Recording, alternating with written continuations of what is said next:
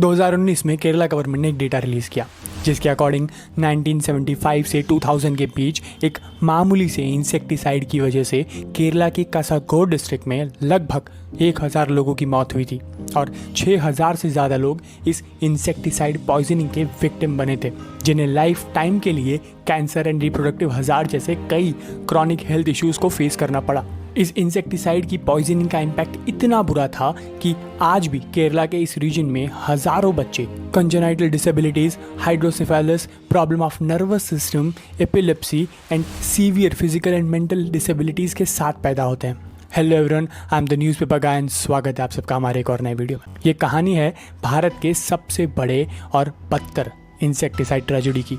ये कहानी है एंडोसल्फान की। एंडोसल्फान एक तरह का ऑर्गेनोक्लोरिन इंसेक्टिसाइड है जिसे इनिशियली 1950s में इंट्रोड्यूस किया गया था, जिसका इस्तेमाल आमतौर पर एक स्ट्रॉन्ग इंसेक्टिसाइड की तरह और वुड प्रिजर्वर की तरह किया जाता था। अराउंड 1963 में केरला एग्रीकल्चर डिपार्टमेंट ने कासारगोड डिस्ट्रिक्ट के पाद्रे विलेज में काजू प्लांटेशन शुरू करवाया ताकि इसके कमर्शियलाइजेशन से स्टेट को प्रॉफिट हो सके। अराउंड 1977 में प्लांटेशन कॉरपोरेशन ऑफ केरला यानी कि PCK ने इस प्लांटेशन को टेक ओवर कर लिया और काजू के साथ साथ और भी फसलों जैसे कि कॉटन, टी, पैडी, फ्रूट्स को और बेहतर ग्रोथ प्रोवाइड करने के लिए इंसेक्टिसाइड का इस्तेमाल करने का सोचा एंड इसके लिए उन्होंने एंडोसल्फान को चुना और उसका ट्रायल शुरू कर दिया गया। 1981 से PCK ने एंडोसल्फान की रेगुलर स्प्रेइंग शुरू करवाई, जहां साल में एटलीस्ट 3 बार एंडोसल्फान को कासारगोड के इन फार्म्स में स्प्रे किया जाने लगा। और एक समय ऐसा भी आया जब अथॉरिटी को शायद लगा कि उन्हें और इंसेक्टिसाइड स्प्रे करने की ज़रूरत है,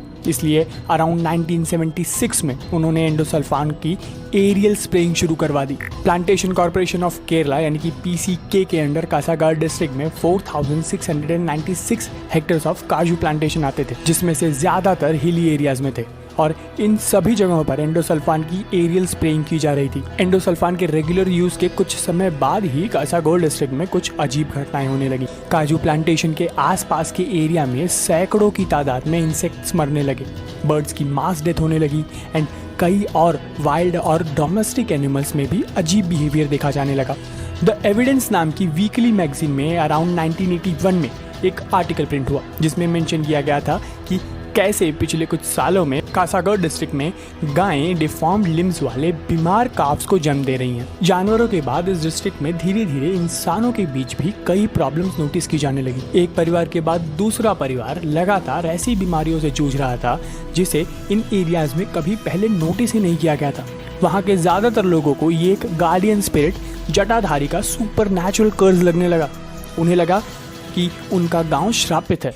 मोहन कुमार वायस, जिन्होंने इस एरिया में लंबे समय तक मेडिसिन को प्रैक्टिस किया था, वो खुद 10 सालों तक ये नहीं समझ पाए कि एग्जैक्टली यहाँ हो क्या रहा था। साल दर साल लोग यहाँ बुरी तरह बीमार पड़ने लगे थे।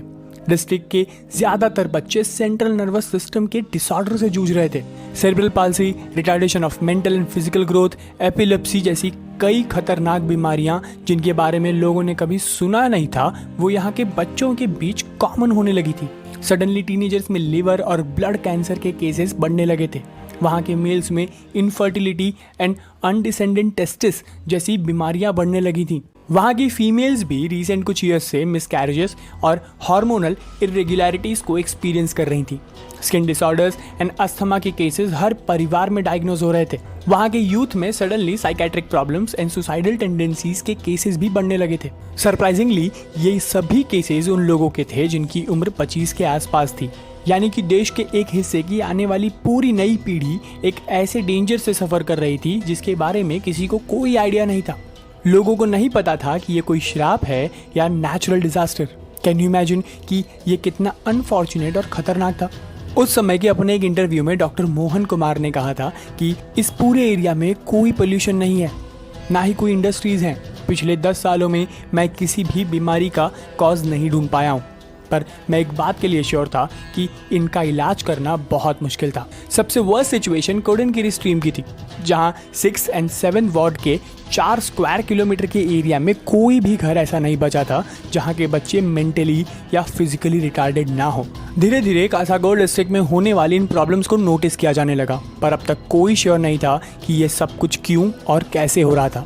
The ministry of agriculture, department of agriculture and cooperation, government of India ने 1991 में एक कमेटी बनाई जिसे doctor S.N. Banerjee, ex plant protection adviser to the government of India, lead कर रहे थे। इस कमेटी का काम था कि भारत में यूज होने वाले सभी पेस्टिसाइड्स इंक्लूडिंग एंडोसल्फान को रिव्यू करना एंड डिसाइड करना कि इनका यूज कंटिन्यू करना चाहिए या नहीं। सरप्राइजिंगली इस कमेटी का कहना था कि एंडोसल्फान का यूज करने में कोई प्रॉब्लम नहीं है, बस इसका इस्तेमाल वाटर बॉडीज के आसपास नहीं करना चाहिए क्योंकि वाटर एनिमल्स के लिए ये टॉक्सिक है। 1996 में डॉक्टर मोहन कुमार ने उस रीजन के नामी डॉक्टर्स को एक लेटर लिखा इस मिस्टीरियस नेचुरल प्रॉब्लम की तरफ उनका अटेंशन लाने के लिए, पर कोई रिस्पांस नहीं आया। इन December of 1996 Kerala medical journal को भी एक लेटर लिखा, बट वहाँ से भी कोई रिस्पांस नहीं आया। केरला मेडिकल जर्नल के फरवरी 1997 के इशू में नारायण सी, जो कि पादरे गांव के गवर्नमेंट हायर सेकेंडरी स्कूल के एक टीचर थे, उन्होंने कहा कि उनके अकॉर्डिंग ये सभी प्रॉब्लम वाटर बॉडी से रिलेटेड है। कासागोड डिस्ट्रिक्ट की वाटर बॉडीज में कोई अनवांटेड मिनरल या रेडियो एक्टिव सब्सटेंस मिला हुआ है जो कि ब्रेन के लिए हार्मफुल है। पादरे गांव के गवर्नमेंट हायर सेकेंडरी स्कूल के टीचर्स का कहना था कि वो पिछले 10 साल से यहाँ पढ़ा रहे हैं और उन्होंने ये क्लियरली ऑब्जर्व किया है कि स्कूल के बैक साइड से आने वाले बच्चे जो कि कोडनकेरी स्ट्रीम के आसपास से आते थे, उन सभी का IQ लेवल बिलो एवरेज था। उस एरिया से आने वाले 40 में से 9 बच्चे मेंटली रिटार्डेड थे और ये क्लियरली माल न्यूट्रिशन का केस नहीं था। सो एग्जैक्टली यहाँ हो क्या रहा था, कोई सुपर पावर या नेचुरल डिजास्टर? स्लोली कासागोड डिस्ट्रिक्ट और पादरे गांव के लोगों को ये समझ आने लगा कि वाटर बॉडीज में कोई मिनरल या रेडियो एक्टिव सब्सटेंस नहीं बल्कि एंडोसल्फान है, वही इंसेक्टिसाइड जिसका इस्तेमाल काजू प्लांटेशन के लिए किया जा रहा था। वो अब यहाँ के वाटर बॉडीज में मिल चुका था और इसका मेजर रीजन था एरियल स्प्रेइंग ऑफ एंडोसल्फान। लोगों ने, स्पेशली पादरे विलेज के लोगों ने प्रोटेस्ट शुरू किया। उन्होंने गवर्नमेंट को ये समझाने की कोशिश की कि जब से एंडोसल्फान की एरियल स्प्रेइंग शुरू हुई है तभी से ये सब कुछ शुरू हुआ। आज यहाँ की सिचुएशन ये है कि यहाँ के तालाबों में फ्रॉग्स एंड फिशेस तक डिसअपियर हो चुकी हैं, पर PCK ने ऐसे किसी भी क्लेम को एंटरटेन करने से मना कर दिया और एरियल स्प्रेइंग को कंटिन्यू रखा क्योंकि एंडोसल्फान का ह्यूमन हेल्थ पर ऐसे किसी भी साइड इफेक्ट को प्रूव नहीं किया जा सकता था। पर वहाँ के लोगों ने हार नहीं मानी। पादरे विलेज में प्रोटेस्ट लगातार बढ़ता गया, लोग अथॉरिटी के अगेंस्ट जाने लगे। The endosulfan spray protest action committee बनाई गई जिसके चेयरपर्सन अरविंद यडमले थे। वहाँ के लोकल टीचर्स एंड डॉक्टर्स ने अपने एक्सपीरियंसेस शेयर किए।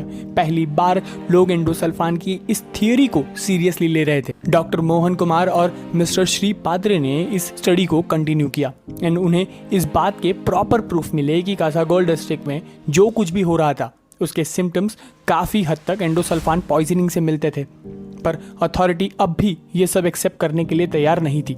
डॉक्टर कुमार ने कई मेडिकल रिकॉर्ड स्टडी किए एंड फाइनली पजल के पीसेस आपस में मिलने लगे थे। वहाँ के डॉक्टर्स ने पब्लिक मीटिंग्स के थ्रू लोगों को अवेयर करना शुरू किया। श्री पादरे ने लोकल जर्नलिस्ट को कांटेक्ट किया, पर यह जंग इतनी आसान नहीं होने वाली थी क्योंकि इस गांव के लोगों की लड़ाई पब्लिक सेक्टर के अगेंस्ट थी। पर गांव के लोगों को लोकल प्रेस एंड टेलीविजन से काफी सपोर्ट मिल रहा था। इसके बाद धीरे धीरे PCK ने भी खुद को ब्लेम से बचाने के लिए प्रेस रिलीज करना शुरू कर दिया। मलयालम मनोरमा नाम के न्यूज़पेपर में कितना की स्टोरी पब्लिश की गई जो कि सेरिब्रल पाल्सी से सफर कर रहा था। इस स्टोरी ने काफी लोगों का ध्यान अपनी तरफ खींचा। जब ये इशू बड़ा होने लगा तो अथॉरिटी ने कभी सीनियर्स तो कभी पॉलिटिशियंस को इसका जिम्मेदार बताया और खुद को इससे दूर करने की कोशिश की। उस समय के कासागोड के डिस्ट्रिक्ट कलेक्टर PC जॉन ने स्टार न्यूज के इंटरव्यू में ये तक कह दिया कि how to stop aerial spraying, why should I stop it? Those are the questions because I am giving consent as per rule. Main stream media से लोगों और सरकार तक ये बात पहुंचने में 18 साल लग गए। इतने समय में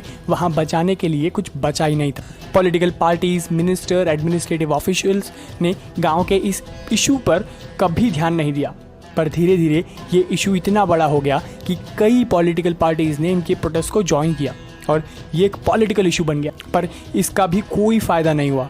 देन फाइनली गांव के लोगों ने इस इशू को कोर्ट तक पहुंचाया। 2005 में जाकर केरला कोर्ट ने एंडोसल्फान को बैन कर दिया एंड 2017 में जाकर सुप्रीम कोर्ट ने 5000 विक्टिम के लिए 500 करोड़ रिलीफ अनाउंस किया। Even after the ban of endosulfan there were reports in 2013 that farms and plantations in Kerala still use endosulfan. इस पूरी ट्रेजेडी में ये गलती थी या किसी की लापरवाही, या कोई करप्शन का मामला, no one knows. But Kasaragod district के लोगों ने जो कुछ झेला उसे कभी कोई कंपनसेट नहीं कर सकता, पैसों से तो बिल्कुल नहीं। सो वीडियो अगर अच्छी लगी हो देन शेयर कीजिए, लोगों तक पहुंचाइए, और इस पूरी ट्रेजेडी के बारे में अगर आपको नहीं पता था तो कमेंट में बताइए। फिर मिलेंगे अगले वीडियो में, तब तक के लिए जय हिंद।